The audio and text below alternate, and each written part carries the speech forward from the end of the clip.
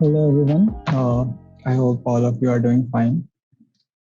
So today's workshop is all about API integration in Flutter framework. So what we will be doing today is we will be fetching data from the internet and then we will be passing it in our web application and then we will display it on a UI that we will build today during the workshop duration. So moving forward to who am I? So I am a final year BTech student from Delhi Technological University. I am pursuing computer engineering.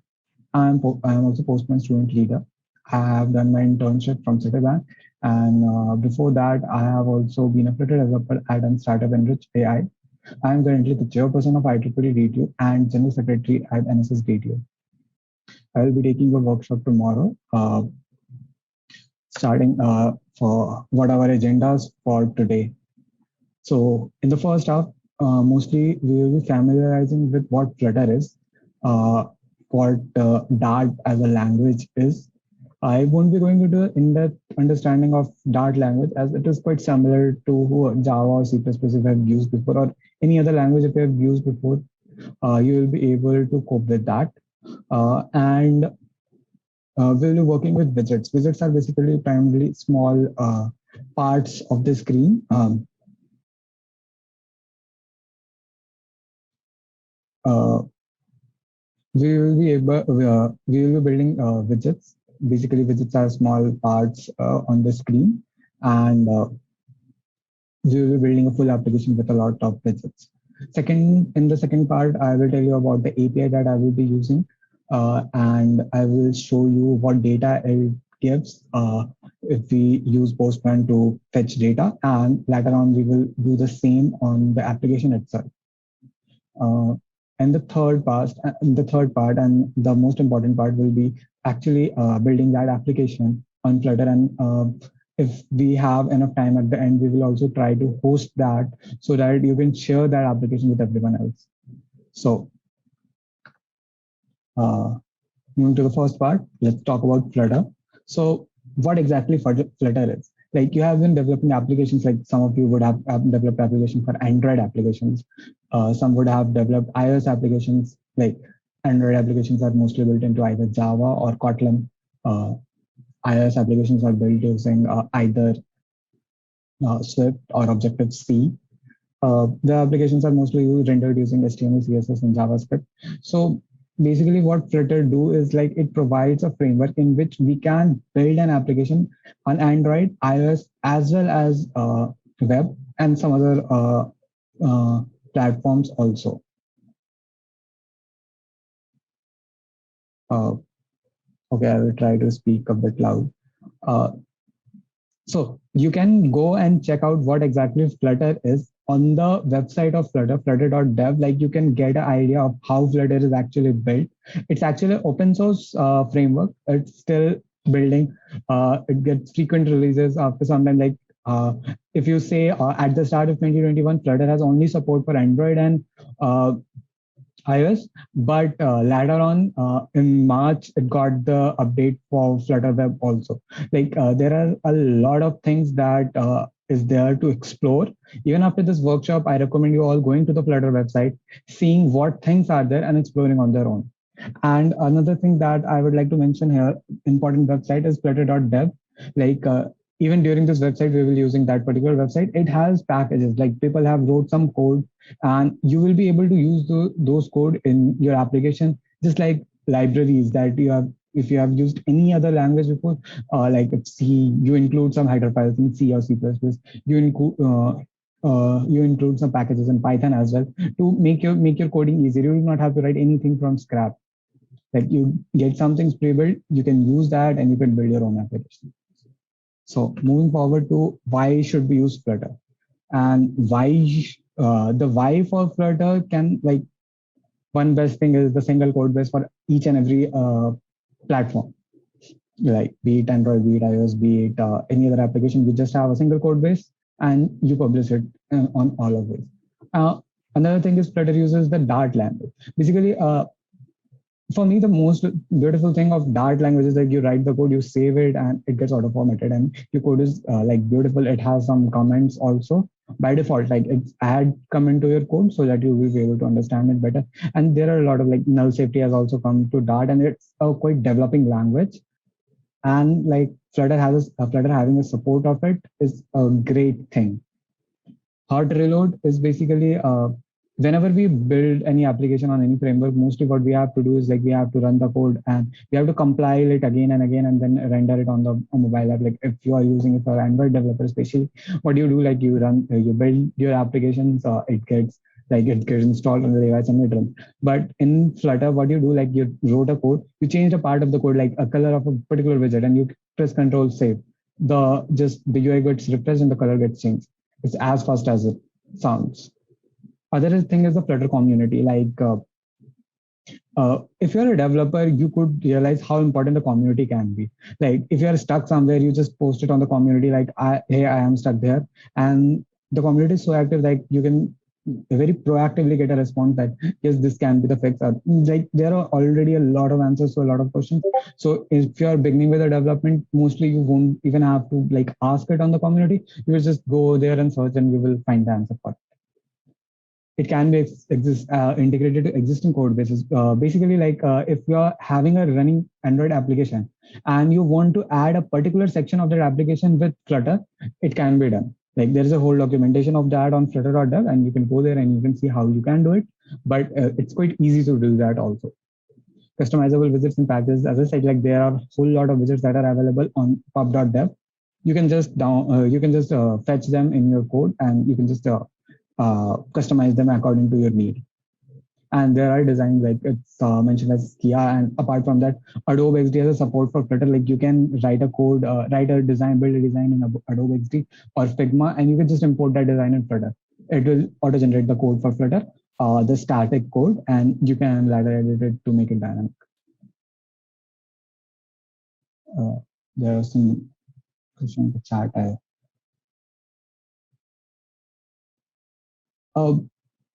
Are you able to like hear my voice clearly?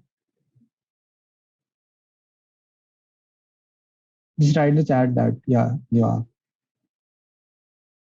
Yeah, thank you guys. Moving forward to sneak peek at today's work. So what will let me display you what we will be going to build today. So yeah, just drop it down. So here, what we are going to build today. I'm going to show you the application that we are actually going to build towards the end of the workshop.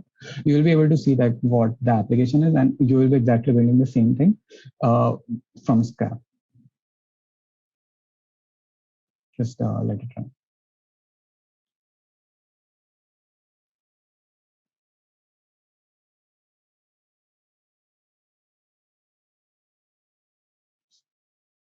Yeah, I will be using IntelliJ, but you do not necessarily need to use IntelliJ. If you have it, it's well and good. Even if you do not have, you can run it on VS Code.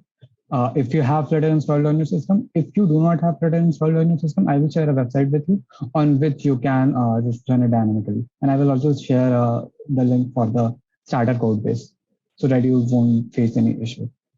So this is what we will be building basically. So click on a continent, it opens and it shows the total number of cases, the total number of active cases, total deaths, critical cases, total deaths, case per million. And like this is what I will be building. And while following along, you can obviously modify the application and you could show some creativity. And like for every continent, like you can see, like there are, and the data is fetched dynamically. Basically, obviously, I have not hard coded all this data in the application. So this is pretty much what you will be building today. Let's just stop this and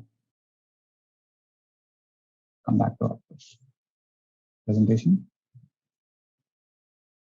Coming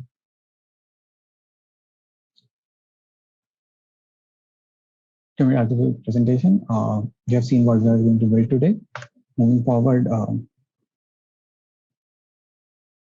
you need to have a browser installed, preferably like either Chrome or Edge can do. You do not need Android toolchain because I will be using Flutter Web.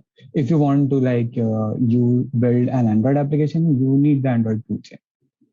Yes, definitely you can code in VS Code. It's like just open VS Code, add the Flutter plugins, and add the Flutter SDK. Like if you have not downloaded the Flutter SDK yet, just go to the Flutter website and you will see the .zip file for the Flutter SDK there, and you can download it. Like I will just show that beforehand. So those who do not have Flutter in their system or want to code on their local system would need to install Flutter. So for Flutter, just open flutter.dev. When you will open flutter.dev, you will see the get started here. Just click on get started. Just click here if you have Windows, Mac or Linux according to it. I have Windows, so click on Windows. Just download this zip file. When you will download this zip file, it will have a folder named Flutter. Just copy that folder and paste it anywhere outside your C directory. I would recommend installing it in. Yes, you can like in Android Studio or in IntelliJ, you just need to install Flutter. Uh, you just need to install Flutter plugins. And once you have installed the Flutter plugins, you will be able to code in Flutter. You will be able to create a new project, or you will be able to fork project and you will be able to work on it. But beforehand, you just follow the instructions here. Though for those who do not have Flutter in your system, just follow the instructions here. And it's actually not needed for the scope of this workshop. You can do it later on also. For this workshop, I will share like fletlab.io. Like I will share this link in the chat.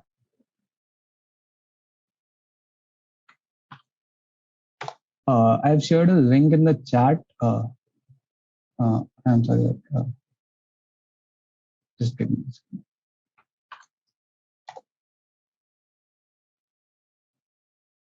Yeah, you can go to this chat actually, and you will be able to like. Let me check my Wi-Fi. And it's working fine. You can just go to this.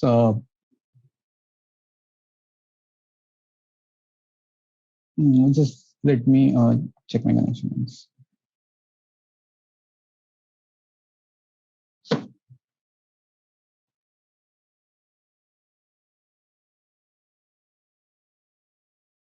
Oh, is it said fine? Is it better?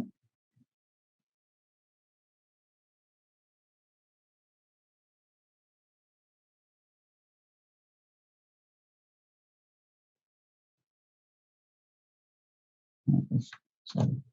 Yeah, the link is there. I've sent to those in the waiting room. I'm sorry for that. Yeah, thanks for that. So yeah, you can just go to this and like it will have a code base beforehand, and like I will tell you that how to download the code from here and start coding along with me. So keep it with me. After the theory part, I will just tell you how to get started with that. For then, just give me a second. Present it. So basically, I told you like Flutter is made up of small trees. Let me open it.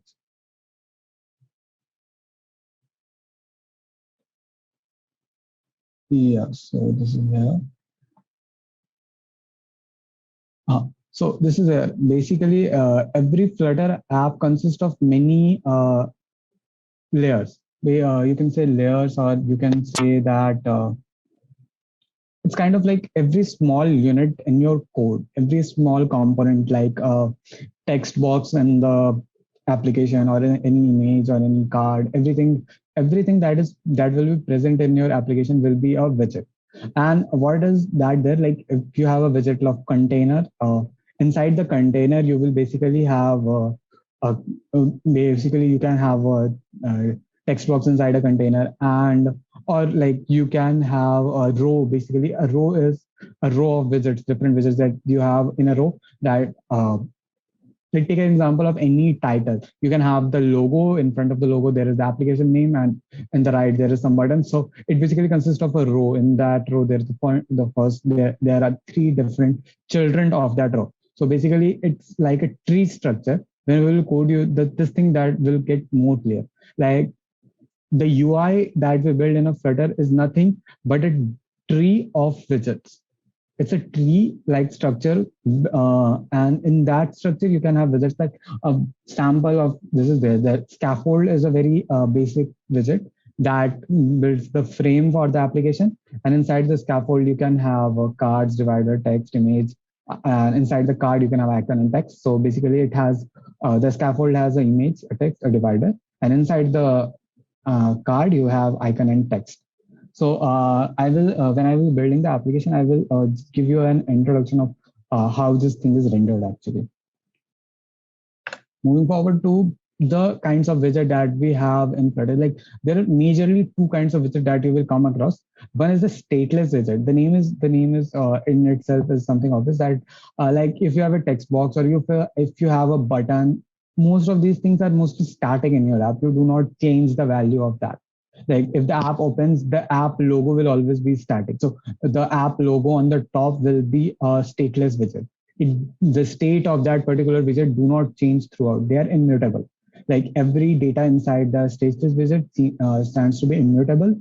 And stateful is the opposite of what stateless is. The state basically, if you like, I am fetching the data, like the data that you are fetching from the web. It could change, like the COVID data. Like today you are opening it, say some other data. Like next day when you will open it, it will show some other data. So the state of that particular widget gets changed during time to time. During the runtime, the states gets changed.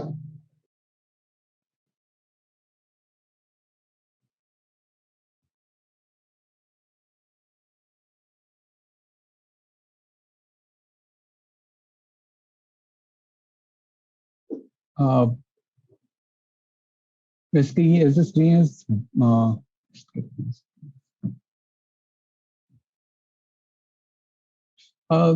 a second. I will just refresh my screen.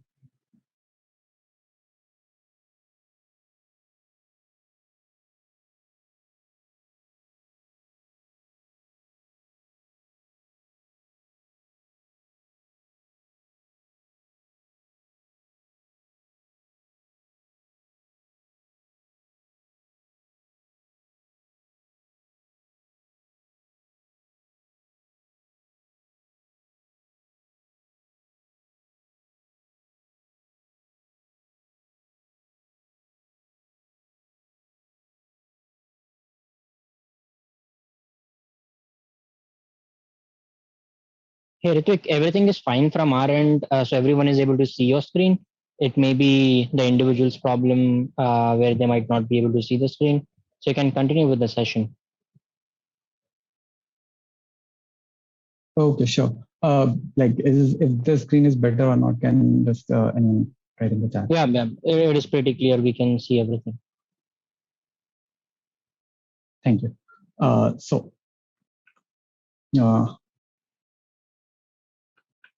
So, uh, basically, stateful. I was on the stateful widgets. So stateful widgets are those widgets which change their state during the runtime when the application is running actually. And let's say the example of the application that we will be building today. In that application, like the data that you'll be fetching from internet will be dynamic. Like today, you have seen some cases, the total cases. The next day, the total number of total cases will be different. So when on the next day, the same widget will have a different data. And actually all the data that when after installing the application or after actually deploying the application, whatever changes is done is actually dynamic because the application is running state and all the changes are done during that runtime and all those changes are dynamic. So all the dynamic changes are handled by stateful widgets in Flutter. Here are some of the examples and like you need not worry about all those like what is icon button, what is text box, or all of these things that are something that you will learn during the development. Like after this workshop, when you will try and explore these things on your own, you will be able to understand like what exactly are these particular things, what are these particular widgets and how you are going to use them. So some basic things like I already told you what a row is. Basically, everything that is arranged, React.js, Flutter, MySQL, these are rows. Column, basically, everything like this is the column. A few more examples like center which make everything in center. In the center of application, you will have everything. Text in the text, you will have some text there present. In the container, you will have a container. Like a container is basically it contains a child widget, and you can use container to fix the size of that particular widget, and you can add constraint to a container, and for all of these things, like we use container. It's a very standard widget that we'll be using in our application. Another is like a grid view. Basically, you have seen your row, you have seen columns. Basically, if you have a row and column structure, like you want to complete like some rows and some columns, by not by doing it like making columns and rows under those columns. It's better to like what we actually do is we make a grid, like 2 cross 3 grids means like there will be 2 rows and 3 columns and things like that. All of these can be done using like widgets, which are actually like pre-built inside the Flutter. We just have to use them, and we just have to utilize them in our applications. So like this is pretty far the basics of Flutter that we will be using. Um, Now I'll be showing you the API that we'll be building today. Let's. I would like to have a quick poll. For those, can you just raise your hand and write in the chat what if whom of you have attended the API 101 workshop yesterday?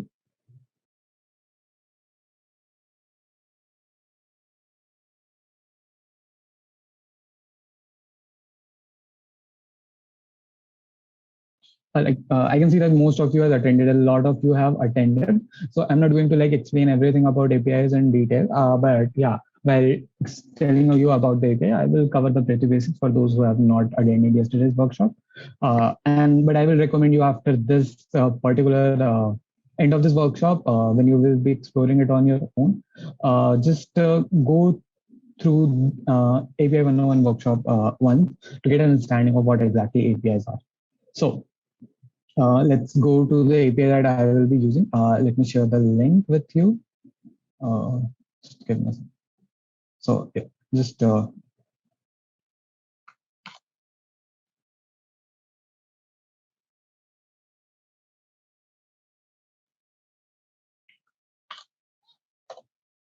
I've shared the link in the chat. Everyone just go there. Just go there once and see like the API that we will be using. It's a Postman workspace. What you can do if you want to like try this out on your own, what you need to do is just you this page, when this page will open, just click on fork and click on any name, like name it like workshop underscore 8 August.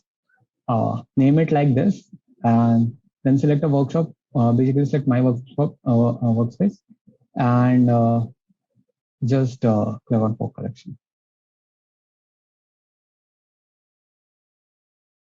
Once you will fork the collection, that particular workspace will load for you, and you can actually run the APIs in that also.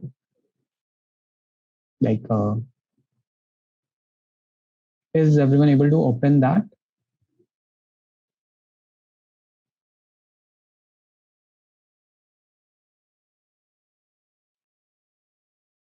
Are you able to see this screen? Let me check this line.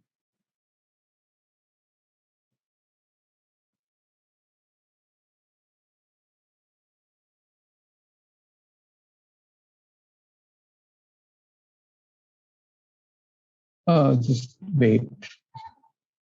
Just wait. I think there is an issue with the link. I'll share the link from here.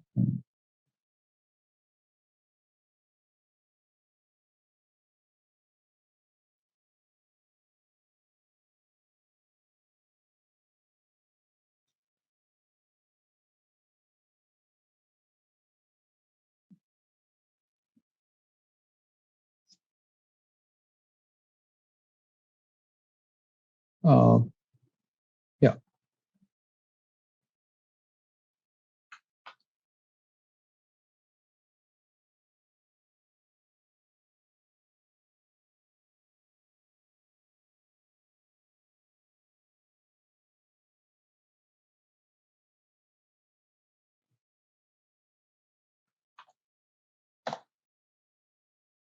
Okay, I think this link would work actually.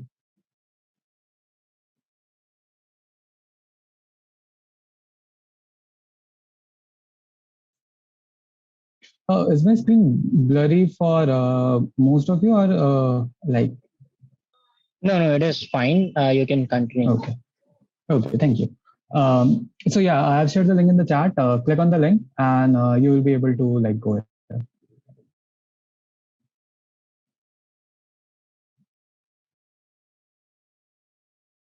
Once you go to this, click on this three dots, create a fork, and like you can name it anything that you wish. Like I have just created a fork, and I will do it once again from you, August 8.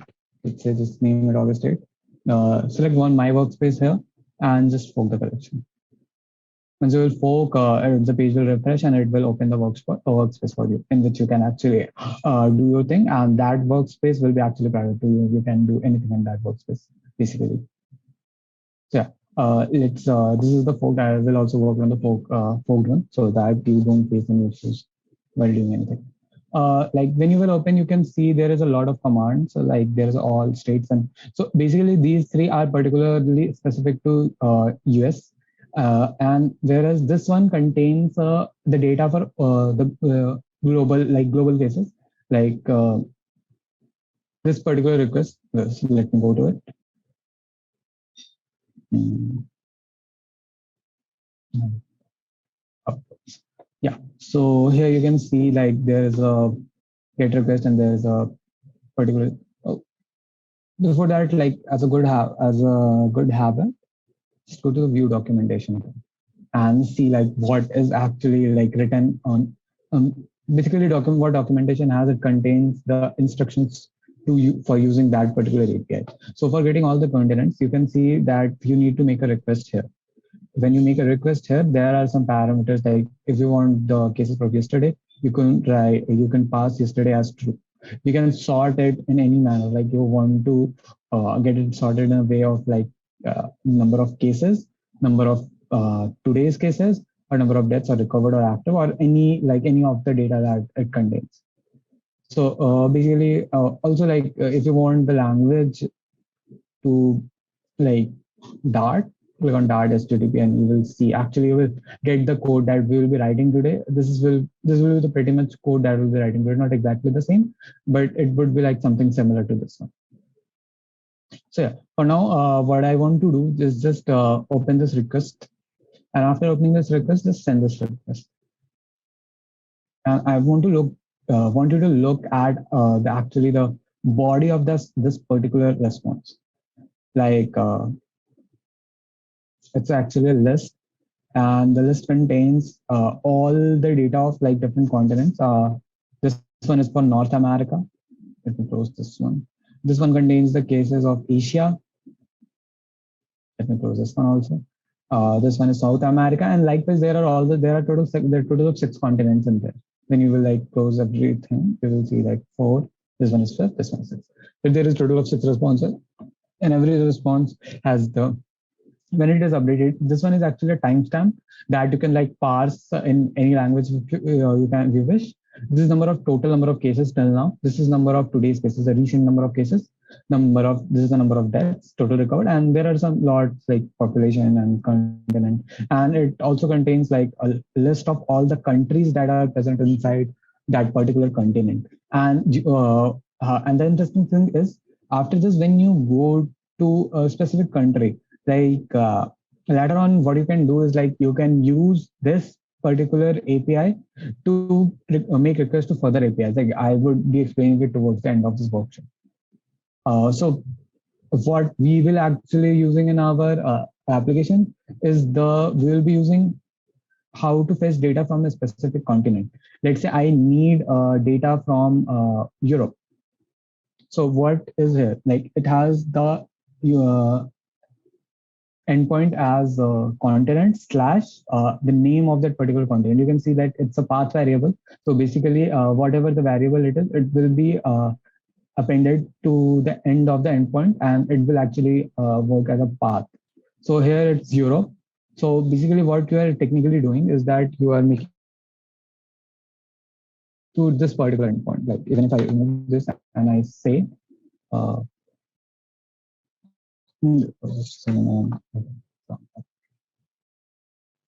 say that this Europe, you can see that it has cases of just Europe. It does not have cases of any other continent. It just has the cases of Europe.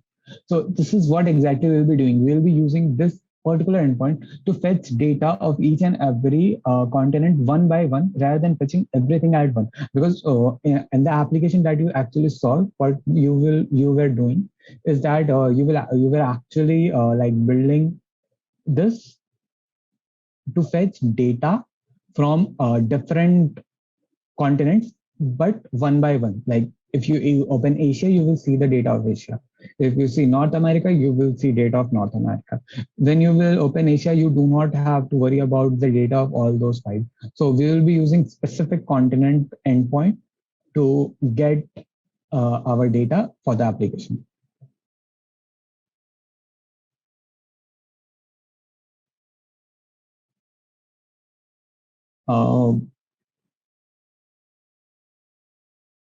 Uh, is everyone able to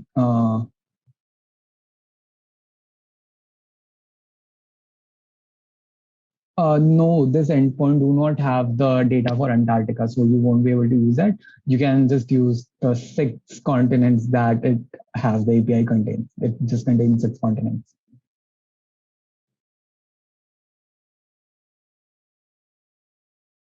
Okay, so like moving forward, now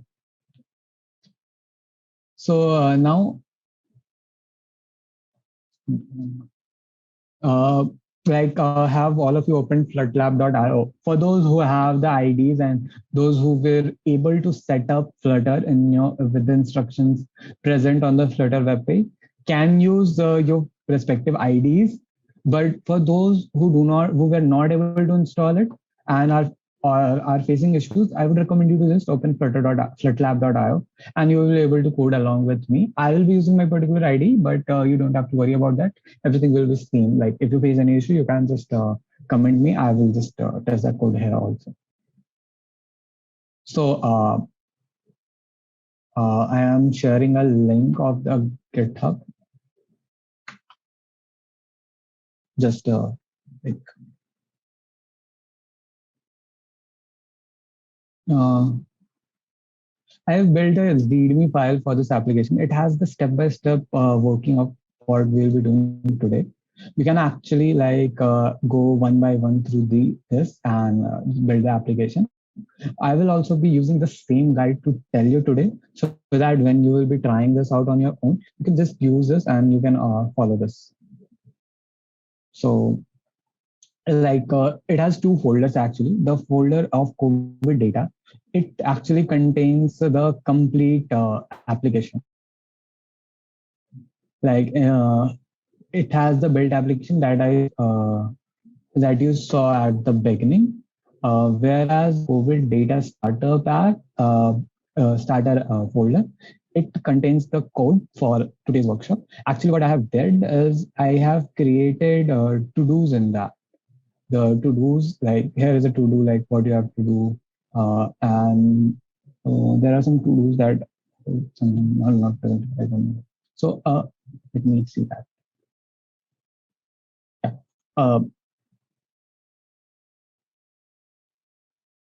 Let's go to the COVID starter pack.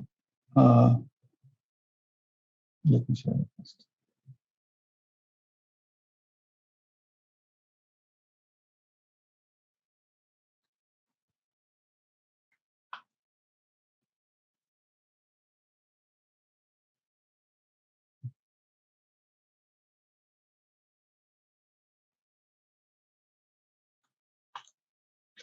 Actually, it would be pretty good if you can just clone this starter app. I will be telling you what are the clues pre-written. Actually, it has all the names and all the widget. It has all the names of the widget. Actually, none of the code is actually implemented. If you I will walk you through the code. Like, no, just, uh,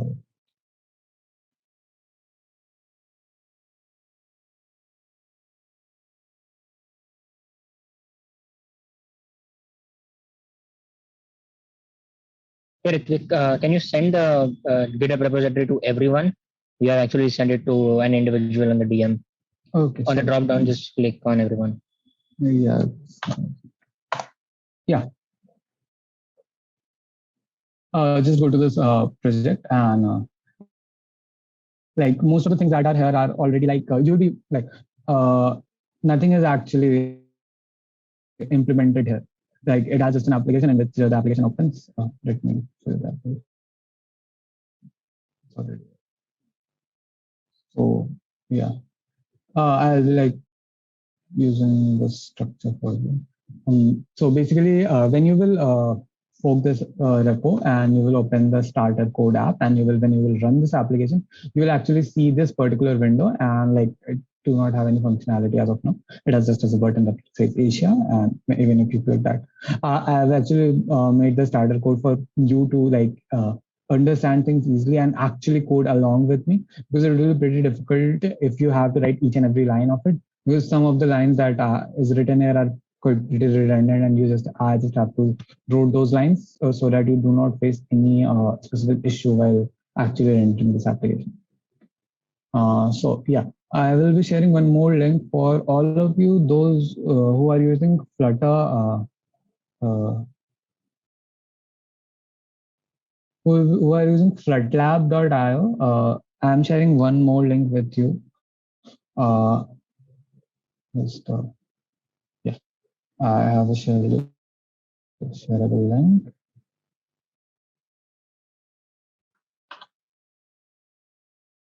Um, just to open this link, when you will open this link, you will download a zip file actually. And after you have downloaded that zip file, what you have to do is you can go here, you can click on upload Flutter project zip, click on that thing, and it will ask you to choose a file. Click on choose file, click on the zip file that you have downloaded just now using the link I have shared in the chat. Once you will click open on that, it will like name, you can change the name also, it doesn't matter. So click on upload.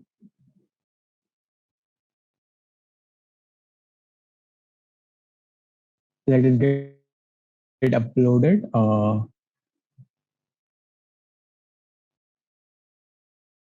No, so it's time. Let it get uploaded. In the meantime, also open this particular repository and open the README file of that particular repository as like all the codes that we will be writing today. And if you will be get stuck at any point, you can just use this. You can just refer to this thing and you can write the code itself. So yeah, just cancel it and upload it again.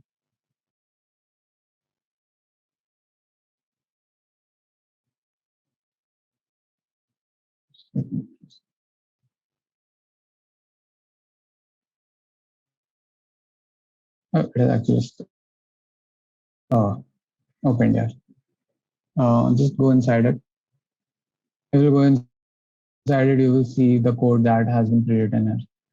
And you can just run this application on web itself. Just loading, and it will like run in a few seconds. Are you all able to be with catch up with me?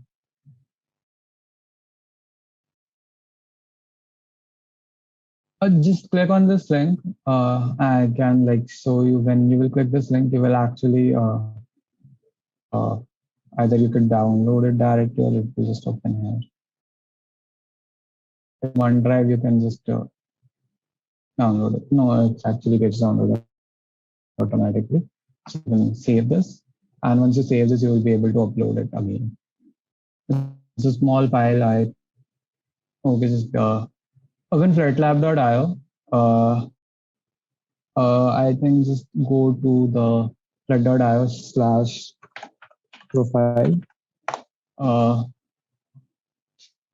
When you will go here, you can click on this, select the file here. You can select the file that you have downloaded just now. It will appear here, and you can just click on upload and it will get uploaded. I've already uploaded, so I'm canceling it. So coming here, yeah, uh, I think we would have like, I'm sorry, yeah, we'll have to run it again. So yeah, run again. Hmm. Uh,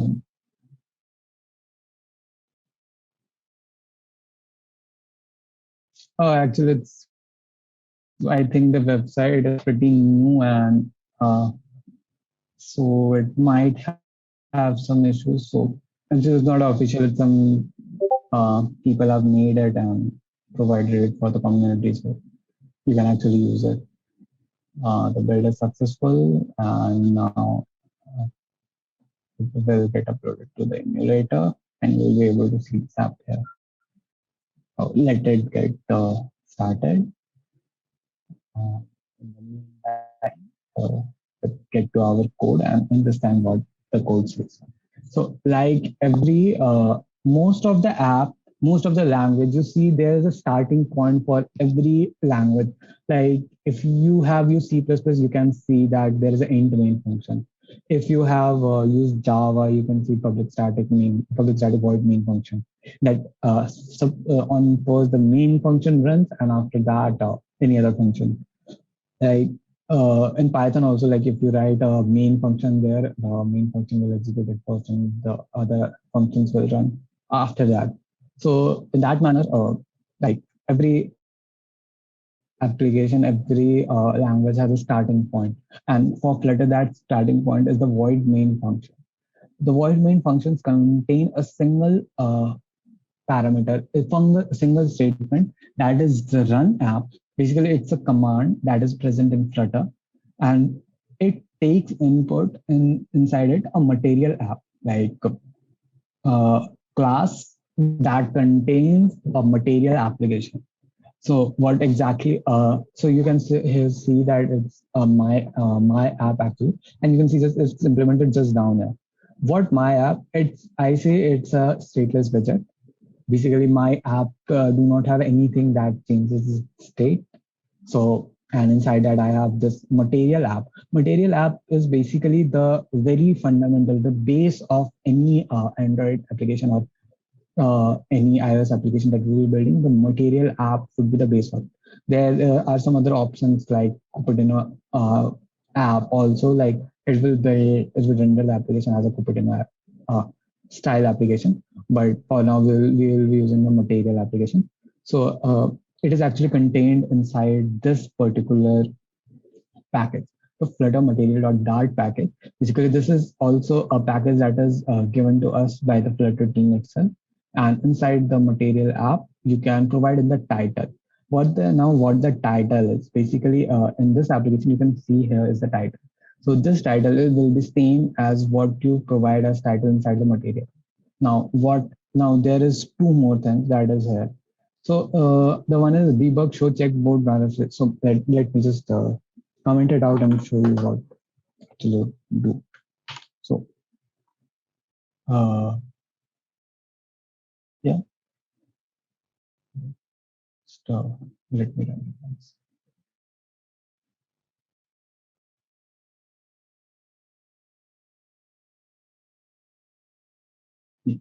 I think you will be able to see a difference of a debug banner here. There's a banner on red banner that says debug. So this particular line actually removes this. Like you do not need to remove this while debugging your code. And actually, when you will actually build this application and run this application, you do not have to worry about this because like it you do not have to worry about this because while actually when the app will be in production, the debug banner itself will be removed. But actually for convenience and I feel it like quite irritating, so I remove it. So when you will remove it, press save and it actually if the application, so let me manually refresh it. So yeah, the debug banner is removed from there. Now coming to the home page, like every material have a home attribute. Like you can basically what these things are here. It's an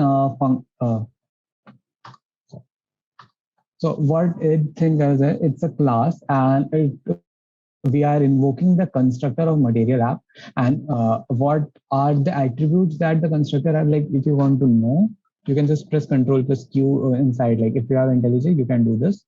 Otherwise you can just go to the Flutter documentation and you can see that what things are there. So like these are the options that you get. So these are the options that you get. You do not need to worry about all those things basically. uh, like if you want to have a different color of these things, like default, if you want to change the defaults of the application, you pretty much do it inside the material app. If you want to define a theme for your application, like what should be the primary colors of my application, what should be the secondary colors of my application, you have to do it inside the material app itself. So here, one more thing that I am defining is home. Home page is the basically starting point of our application. When we open our application, the first thing that we see is going to be the home page. Basically, the home attribute contains the home page. If we like comment this out and write contain, let's see, the application will run here.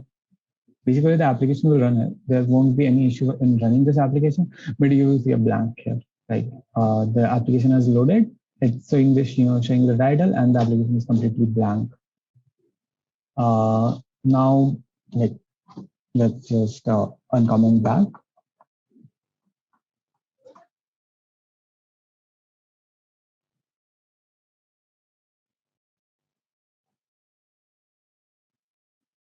Is everyone able to run their application?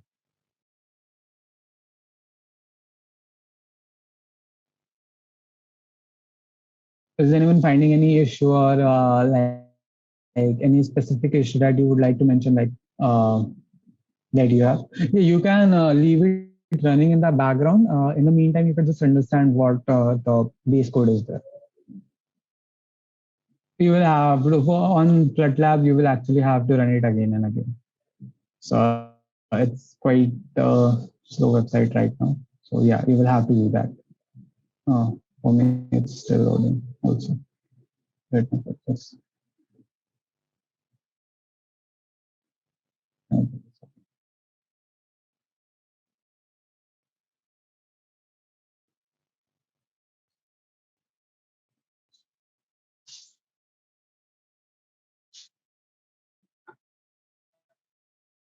Okay,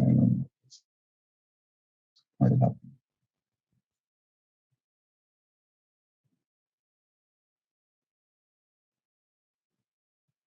Let me refresh it and let me run. Let it run for some time.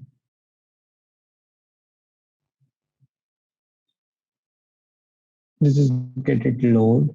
I'm hiding this loading thing, and so let's just hope that it builds this time. I think actually not many people use this. Obviously, I won't recommend it using while you are building an application on your own. I would recommend you to use an IDE, preferably IntelliJ, or if your system is a bit slow, then you can use VS Code. Obviously, VS Code is pretty good for it, and you can just use you can just for installing. So basically, to install Flutter on your local machines, what you have to do is to go on flutter.dev. When you open flutter.dev, you will see the option to get started. Click on that.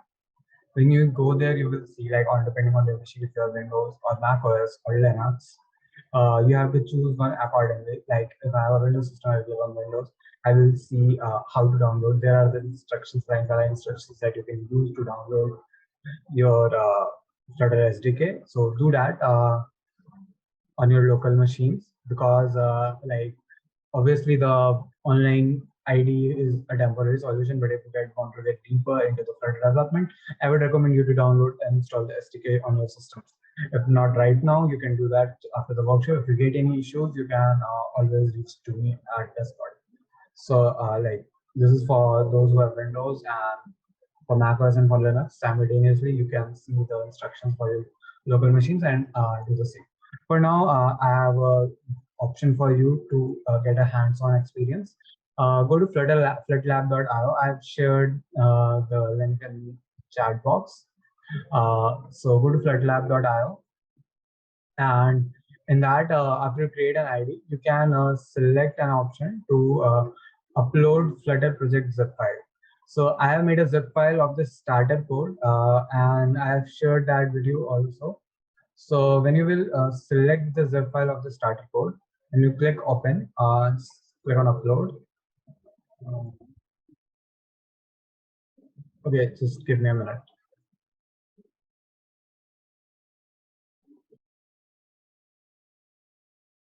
So basically, you can just use this particular zip file to upload your code and run it. But for now, for the purpose of the development, I will be using uh, IntelliJ, and I will be running my application on Chrome itself. So for those who have IntelliJ in your systems, or you can also use VS Code or any ID that you would like. Uh, IntelliJ, Android Studio, and VS Code are preferred by the Flutter community. So I would advise you to use one of the three. So for now, I'm using IntelliJ because it has got almost all the things that you will need during Flutter development. So when you will run the starter code on your IntelliJ IDE, and you will run it on a Chrome web app in the real time. So just select your device as Chrome from here and click on run. So when you click on run, the Chrome window will open, and it will you can see the live changes that you do in the Flutter application and Chrome as well. So let it get run for the first time. Till then, what you can do is you can go to this particular URL, GitHub /representation /postman Flutter workshop. This is the repository I created for this particular workshop. In this, I have written step-by-step instructions that you can follow along with me. I have also provided the code snippets that I will be writing so that you do not have to write down the code all by your own. You can just copy the code from here and paste to your device and learn alongside. So you can see the code has run, and let it get open. Until then, let me arrange my windows. So this I have my. Okay, so here is the code, and here is the running version of this code. Let me do something like this. So in this code, in the starting when the code runs, you can see like when there is an application in which there is a button on which there is written Asia. When you click on Asia, nothing happens as there is no code associated with Asia right now. So let's now move to the repository I have showed you. So you can see the task. The first task is to add 6 button for all the 6 continents. Just before in the workshop, I told you like there will be handling a total of 6 continents, the data of 6 continents there. So the first task that what you can do, like what do you do when you have to do something repetitive? The best and most easy option is to just do nothing. Click here, select this particular button, copy, paste, copy, paste. And like even if I written 3 here, so you can see it will have 3 Asia buttons now, and you can change the name. So this is one way. But like you can see in the starter code, I have made a list of all these particular widgets. So there is a way to make use of it. Like you have used for loop, you must have used for loop in your particular languages that you have worked on previously, and that looping through a list is a very common thing to do when you have to do something repetitively. So what I will do here, like I will just erase this. I will write a for loop, and what the for loop will be, you can see here I have written a for loop for all the elements in the list. I have like written the name as the element of the list, and I have put in the widget name data name button. So I'll just copy this paste and like paste it here.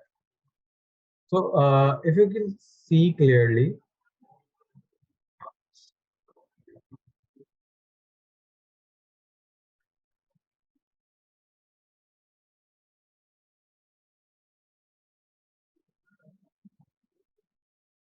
okay. So for children,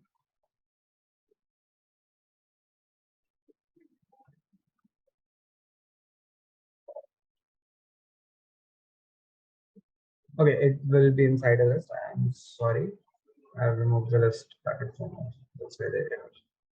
So inside the list, for the elements of the list, what you will do, you will basically just do one thing, that you will write for loop for this widget for I number of times. I is the length of I ranges from 0 to the length of this list, and at every after every iteration, a widget will be added, named and the name of the and the name associated with the widget will be the element of the list. So you will see in this particular order: Asia, Australia, North America, South America, Africa, Europe. In this particular address, the names will come here. So just let me open here and let me run it again. You can see that Asia, Australia, North America, South America, Africa, and Europe. And now, one more thing that I would like you to see is like the data name button that we have used. For basically, we have to make a button, and for that button, I have written a code. Like it's very simple code that you can see here. That it's a container. Inside a container, there is a button, and inside the button, there is a padding associated with the button. All things that is written here.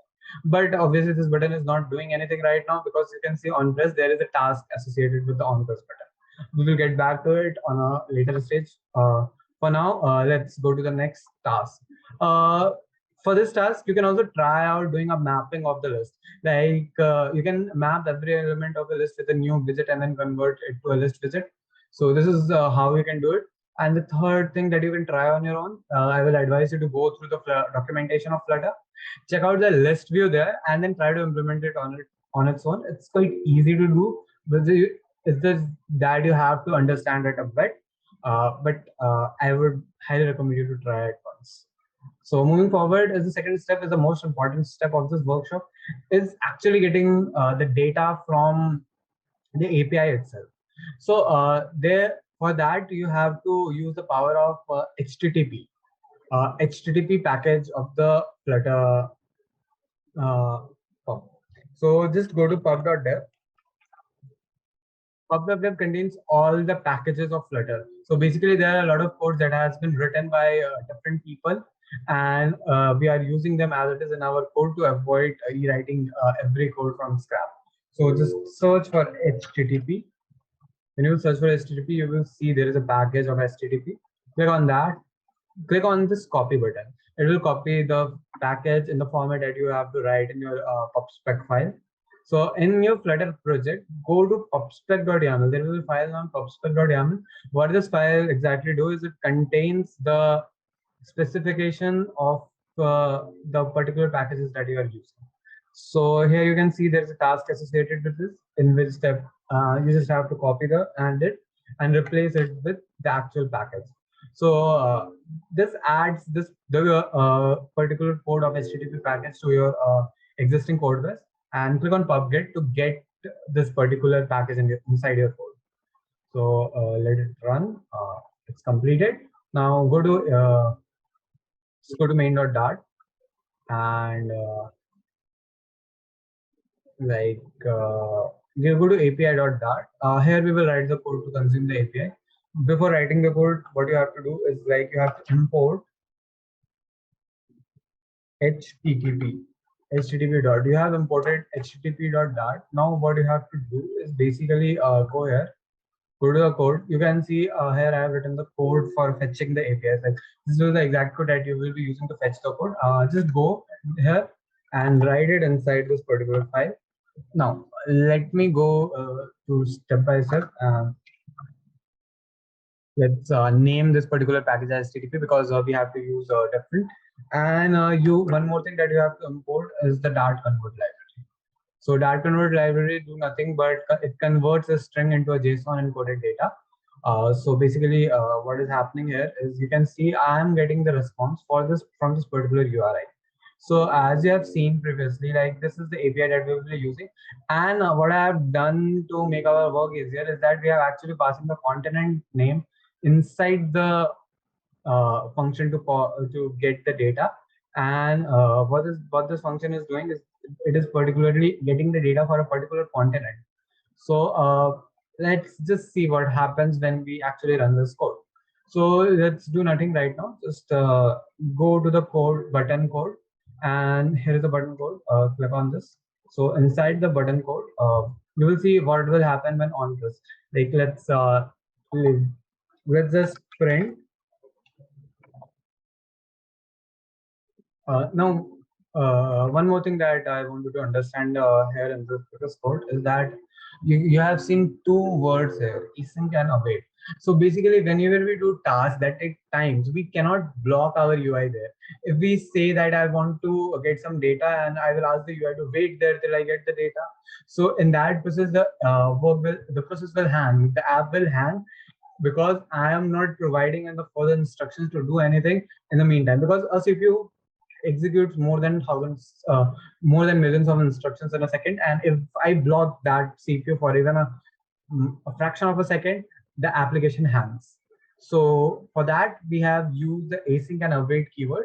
What this do is that they run the code asynchronously. Basically, when I say that this code will take some time, CPU puts it on a separate thread. It happens on a separate thread, and in the meanwhile, the code that do not require any additional information or do not require any additional time executes the process.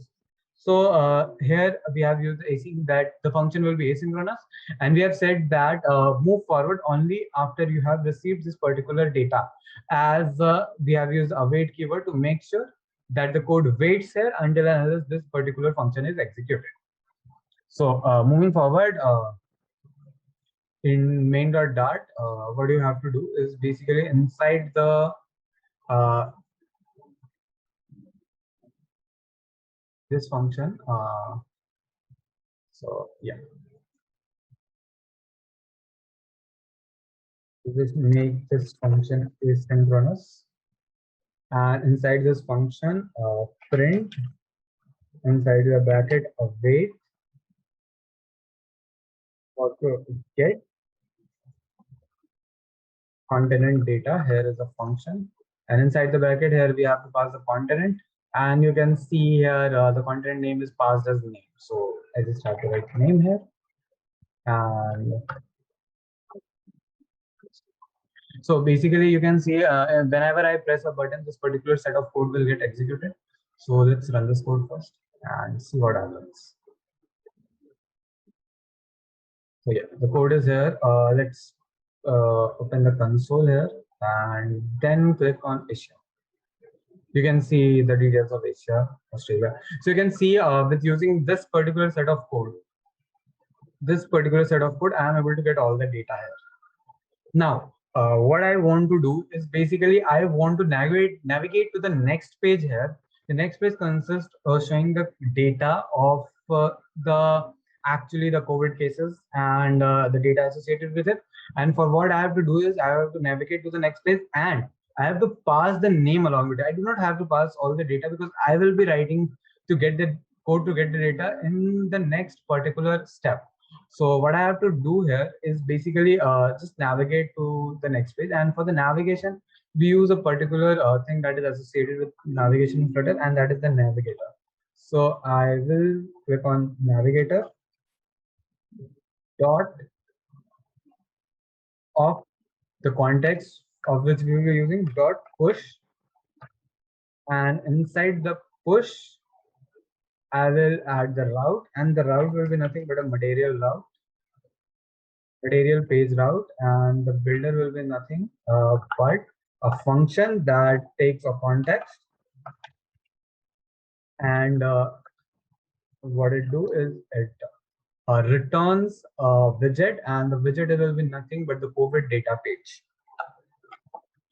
COVID data page, and inside it I have to record and pass the name. The variable of the name is name here only. So the name will be passed, and just let me put a semicolon here, a comma here, and a comma here, and click on save. Just I'll save, the code will rerun. Just let it run. Now when I click on Asia, you will see one thing. It comes to the next page, but there is an error. The error is because I have passed the data from here, but I have not actually done anything in this page, because the data here I have like make an argument. The argument is actually marked as late because it will be initiated later when we actually get this particular data here. And after that, we will be using Future Builder to build this actual project. In asynchronous programming in Flutter, what you do is when you write this asynchronous function, get to API dart. I have actually you can see that the return type is not mentioned here actually. So the return type for any asynchronous function should be like a future. It's a future, and inside the future you can write the type. I'm writing the type as dynamic. So basically, what this particular data will return, this is some. It will not return exactly the JSON body, but it will actually return a future that contains that body. Basically, it returns a promise that, yeah, I am going to return you some data, but the data will be returned in sometime future when actually I will receive the data. The function will run, it will return something, but the return will contain a future. Future is basically, you can say, a widget that contains a data that is going to come to it in a near future. So what Flutter provides to handle something like this is a future builder. Basically, a future builder, you can see the documentation of future builder here. So what exactly future builder is? So what exactly a future builder is? Future builder class. You can read about it. The future, what future builder is. A future must have obtained earlier or during in state. Future builder, what it contains, it fetches a future. It contains the data from the future, and it provides us a asynchronous snapshot of the data. So what asynchronous snapshot of the data is, what I told you, like whenever we call this object, it doesn't get to us immediately. It takes time to get data from the internet. Whenever you download something, you wait for some time, like the data gets downloaded. And so here it is. Any processor works in microseconds. So if you do not provide it, the app will crash. So for that, handling those kind of things, we have a future builder. That's implement a future builder. Like what you can do is like if you have IntelliJ, you can just Alt plus enter and wrap it with a widget. The name of the widget will be a future builder. It's a future builder, and what a future builder should be, a control enter. Wait, you can see what future builders contain. It should contain a future that needs that is to be returned. It you can have an initial data, and apart from that, you can have a widget function. Basically, widget that like for it. Basically, it is a function that returns a widget, a builder function. What the builder function is the build context. The build context is passed down from the build function itself, and asynchronous snapshot. Basically, that will contain the data that is returned from this future. So yeah, just like add the argument of builder here, and basically what we need to do is we need to return this particular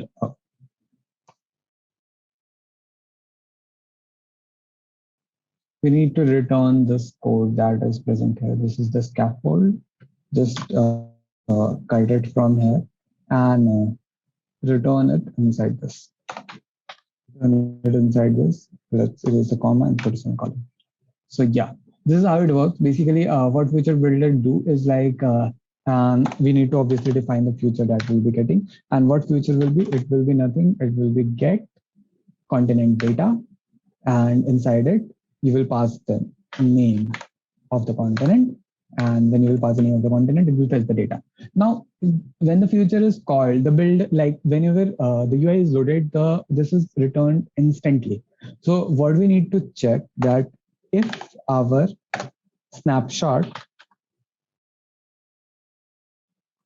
let's do one thing. Let's just print. Let's just see what the snapshot contains.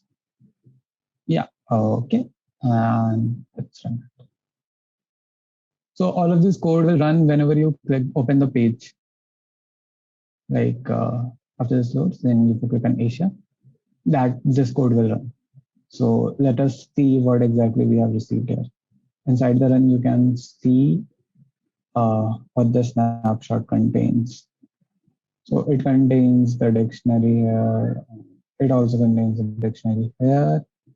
and it also contains this. Okay, so what is happening is basically it is first we have a printer statement written here also, like I guess. Yeah, so here is the printer statement also.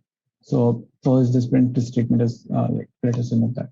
You can see like the data that we are receiving here in JSON format is the same as what we have checked in Postman. Now let's run it again. Running it again, clicking on Asia and see what it does. So yeah, you can see it has returned the particular dictionary. So yeah, it has the data.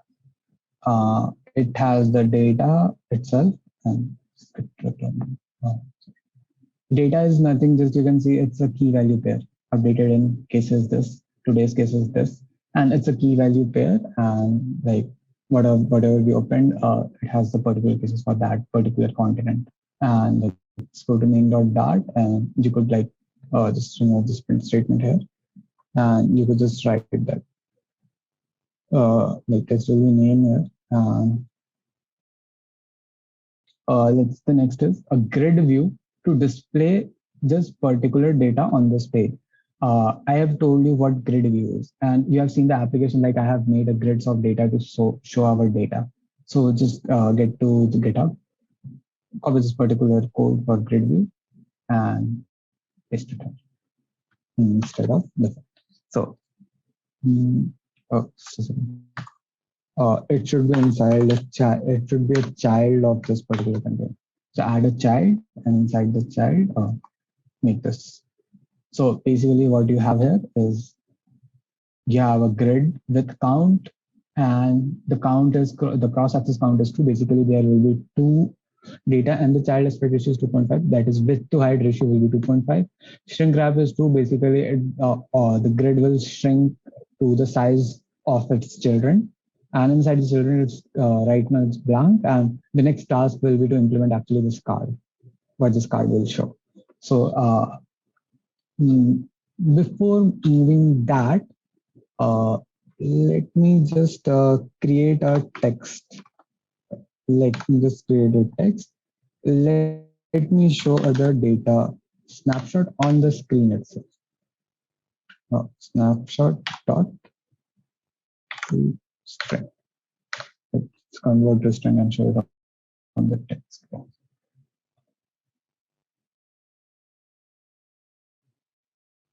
No, there it is. And when I click, it says that it's an asynchronous snapshot, and snapshot is status.done.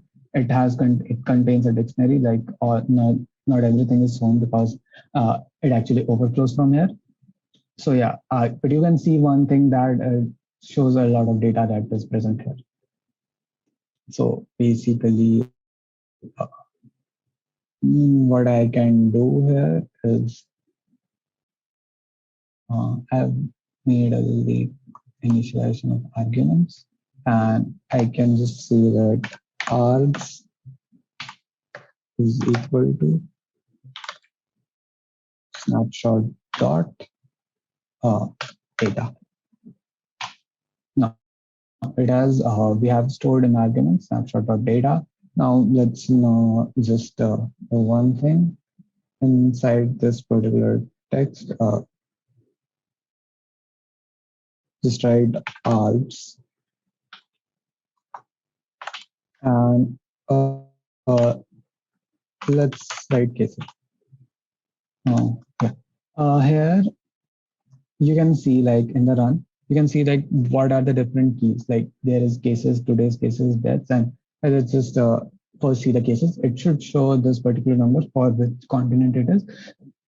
For Africa, it should show this particular number. Let's try that out. Target of cases. And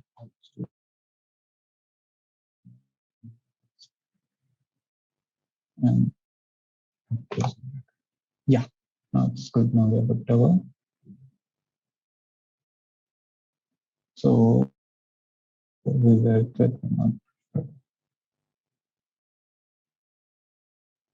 on. We have got string. We should show a string, but it has got an end. So yeah, it is actually integer.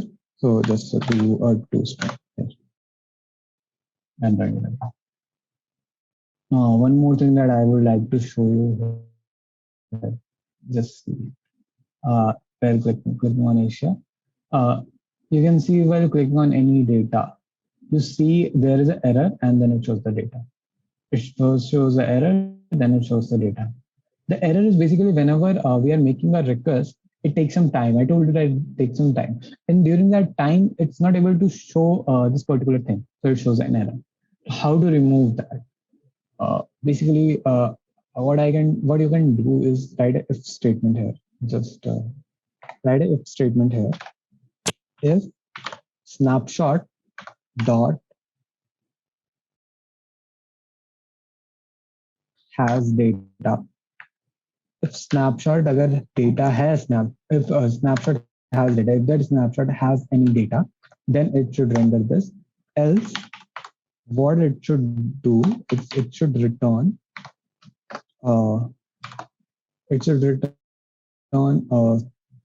progress indicator.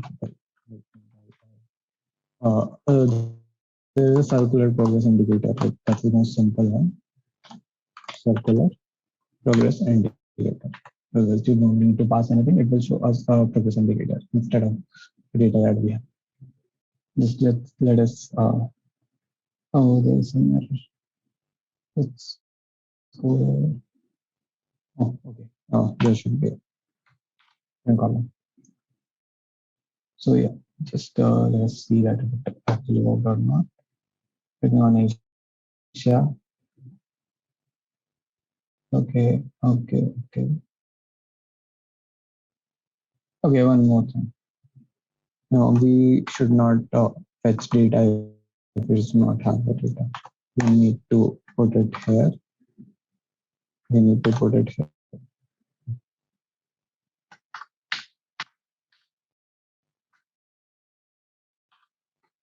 Okay, so basically, equal to snapshot dot data. We can only fetch data if there is data. So yeah, and then just cut this return statement and pass it inside this. So yeah, now you can run this application, and I don't think that error should come again. Let's just check that out. Click on Asia, and you will be able to. The circular indicator is quite large, but you can obviously like add a static container, and you can sort that out and leave that up to you. So yeah, these basically what we have done is we have test the data and we are displaying it on the screen. But now, obviously, this is not the right way to show the data. So what I have done is basically I have done we created a class data card which has three particular values, and its data label, in its data and its color, in which we need to compulsorily provide label and data, and the color is optional that you can always choose yourself. So implementing this, I have built a design for this actually. You can make a design by yourself by adding a container inside a container. You can add a color to the container. You can add a card and anything else. But I've actually built this beforehand, the design for this, and it's quite pretty simple. I made it pretty simple. This is particularly design. It has a card and the color of the color that will pass. It have the color of this, and inside this it will just have a date text with the data label, and then it will have a text with the data. So yeah, just let's paste it here. And after pasting, add a semicolon. Let's remove it from here. So now we have a data card that has a data label, that has a data, that has a color. So let's now add the cards here. So let's remove this and let's start adding the card here. This is the last thing that we are doing. I hope everything is clear right now.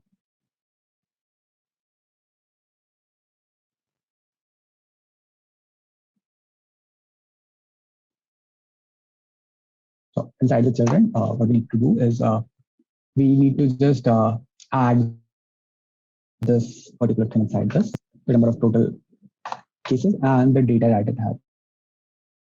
we pass on the data args, and it will have this string. So like this, we can also like copy and paste and make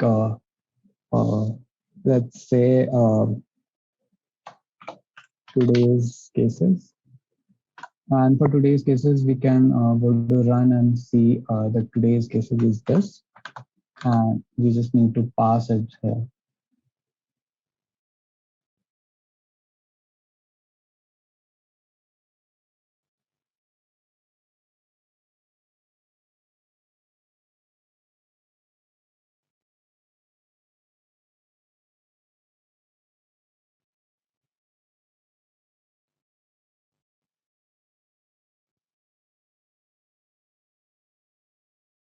We just need to pass it. Just give me a second. We need to pass it. Okay. So today's case is like written like that. Yeah. In case of cases, like we pass today's cases. Just save it and let's run.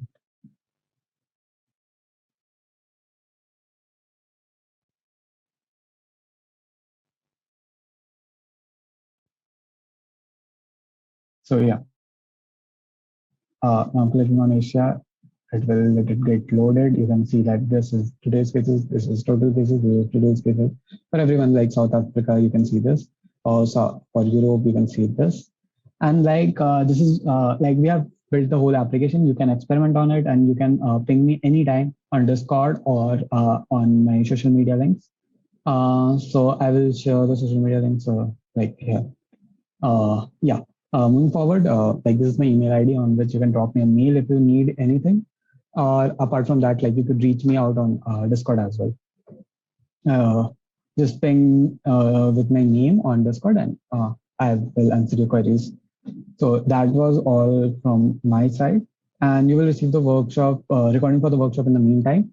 Let's have a quiz for those who are here, and the winners of the quiz will be getting some swags. So yeah, we will be starting with the game in just a minute.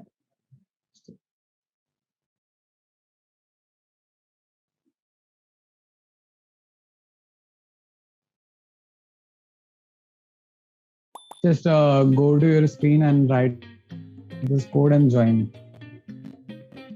Go to code.it and write this particular pin and join this particular quiz. The winners of the quiz will be receiving some swags and ebooks from Postman. Just let me know if you are, and obviously write your own names and do not write any false names or anything like that.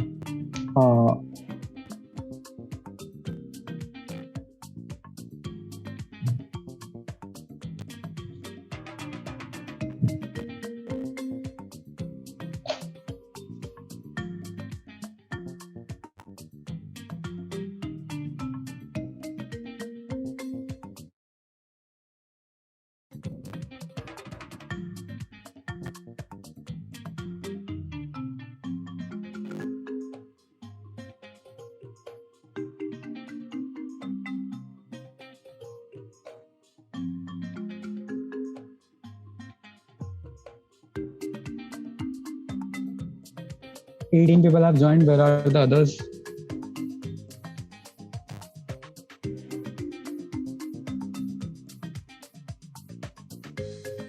You can just write your name or your username, and you can send me.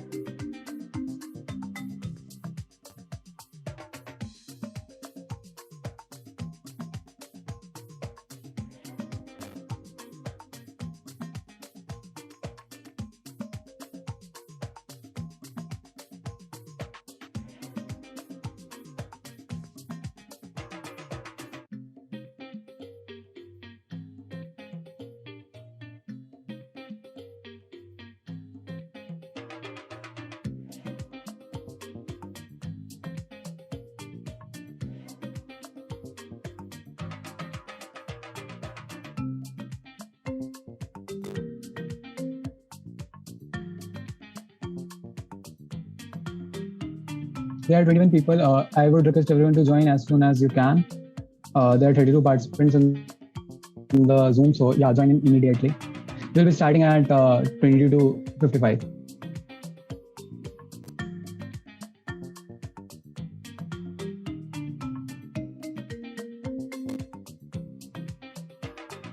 Is there anyone who is not able to join? Kindly write in the chat, or else I will be starting in a minute.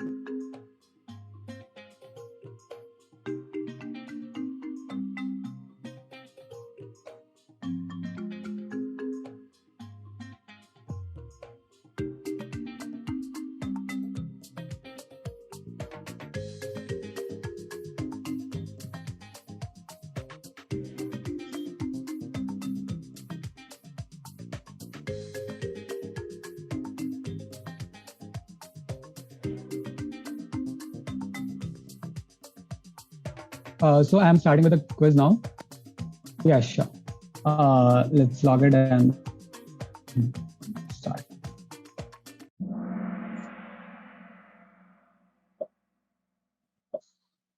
So the first question is, which statement help us remove the debug banner in our Flutter apps?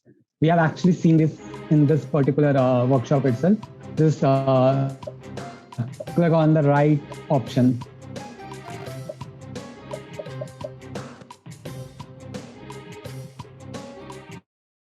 Guys, come on. 8 of you have actually sincerely attended this workshop. No worries. Let's move forward to the next question.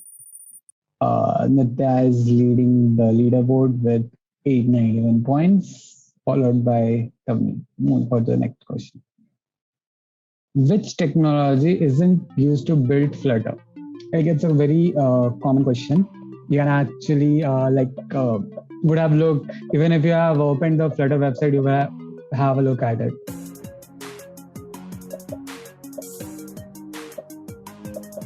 It's one of the difficult questions actually.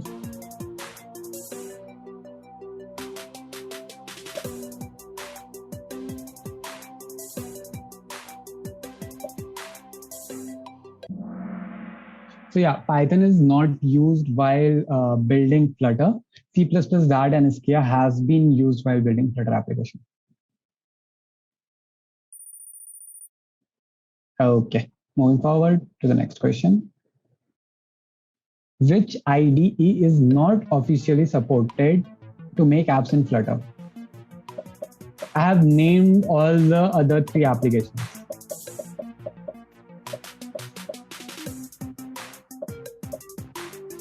Okay.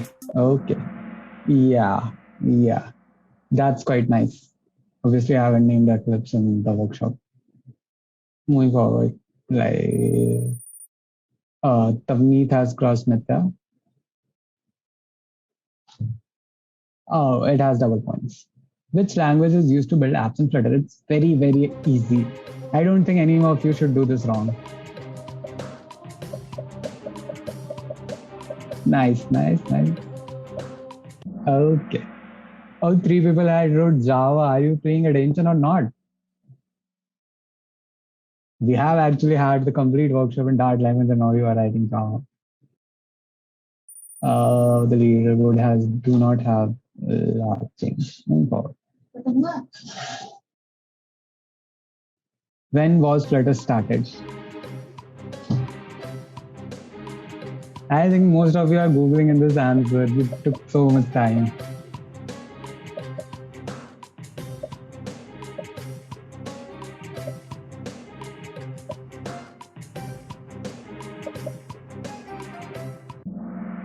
Yeah, it was started in 2014 initially, and now we have a quite good community built over those last 7 years. So who are on the podium? On the 3rd position, it's Prakash. On 2nd, it's Tavneet. And the winner is Nitya. It's great. All of you guys, kindly share your let me open the chat. Kindly send in your emails. All the winners are requested. The top 5 winners are requested to send in your emails in the chat. DM those to Anshul. Congratulations to all the winners. And one more thing that I would like all of you can still win a swag by sharing your workshop experience on you can all share your workshop experience on any social media platform like Twitter or LinkedIn or anywhere else. Just tag Postman in that and use hashtag Postman Student Summit.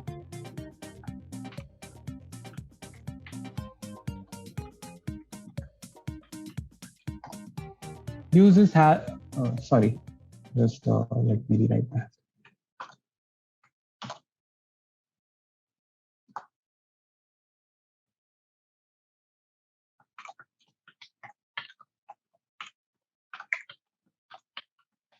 Use this hashtag and post about your learnings from this workshop, and you will be able to stand a chance to win a swag.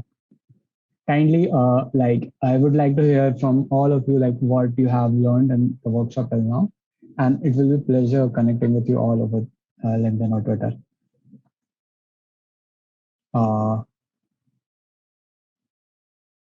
I hope you all have a good experience and right.